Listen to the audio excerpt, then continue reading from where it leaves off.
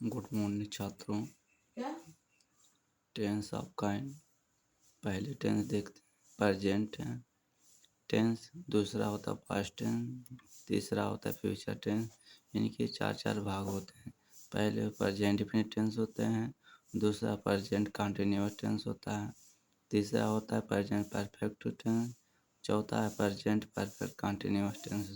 जिससे हमने पहले भाग की शुरुआत करें। प्रेजेंट डिफिनिट टेंस का पहला पार्ट। यदि प्रेजेंट इंडेफिनिट टेंस के पहचान जिन वाक्यों के अंत में ता है, ती है, ते हैं आदि शब्द आते हैं तो प्रेजेंट इंडेफिनिट टेंस कहलाते हैं। इनके पहले अफर्मेटिव सेंटेंस में रूल नंबर 1 देखिए।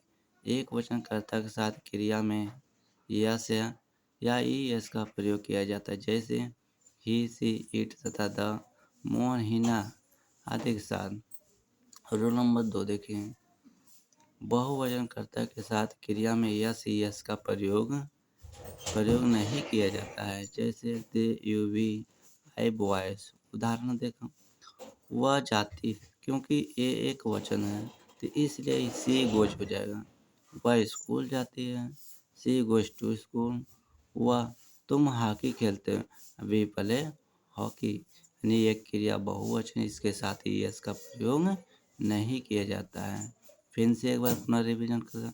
टेंस ऑफ काइंड, टेंस के भाग यानी प्रेजेंट टेंस होता है, पास्ट टेंस होता है, फ्यूचर टेंस होता है। यानी प्रेजेंट इंडेफिनिट के 4 भाग होते हैं। इसी तरह पास्ट के 4, फ्यूचर के 4 भाग होते हैं।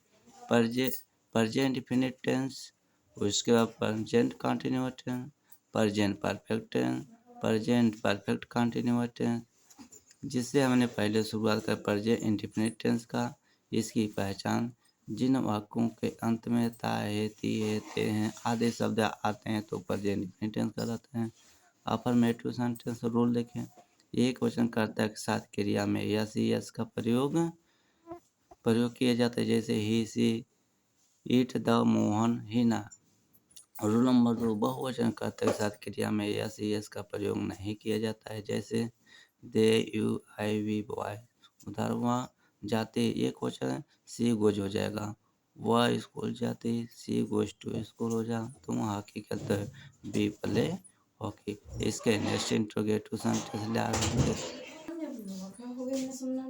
प्रेजेंट इंडेफिनिट टेंस के नेगेटिव सेंटेंस हैं। एक वचन कर्ता के साथ क्रिया के पूर्व के लिए डज नॉट लगाते हैं और बहुवचन कर्ता के साथ क्रिया से पूर्व नहीं के लिए डू नॉट लगाते हैं।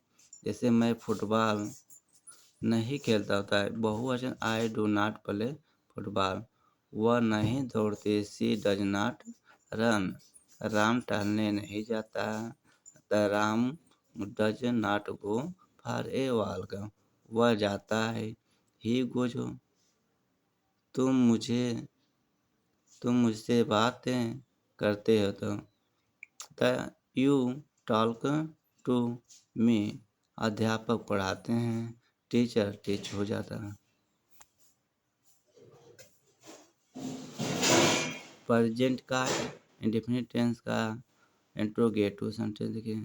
रूल नंबर 1, डज डू कर्ता से पहले क्रिया की प्रथम अवस्था लगाते हैं। और रूल, वाक्य के बीच में क्या, क्यों, कब आदि प्रश्नवाचक शब्द हो तो सबसे पहले इनकी अंग्रेजी, फिर कर्ता, फिर क्रिया की प्रथम अवस्था आती है। रूल नंबर 3 देखें। वाक्य के पहले क्या, क्यों, कब आदि प्रश्नवाचक शब्द आए तो इनकी अंग्रेजी नहीं लिखते हैं। रूल नंबर 4, वाक्य के अंत में प्रश्नवाचक चिन्ह अवश्य लगाएं। उदाहरण देखें, क्या वह किताब पढ़ता है, क्योंकि क्या शब्द पहले आए और कर्ता हमारे का एक वचन है तो does he read a book हो जाएगा। वह किताब क्यों पढ़ता है, ये भी एक वचन है। यदि क्या शब्द बीच में आया तो why does he read a book. तुम किताब कब पढ़ते हो, बहुवचन, इसके साथ डू। यदि बीच में आया तो इससे पहले अंग्रेजी when do you read a book हो जाएगा।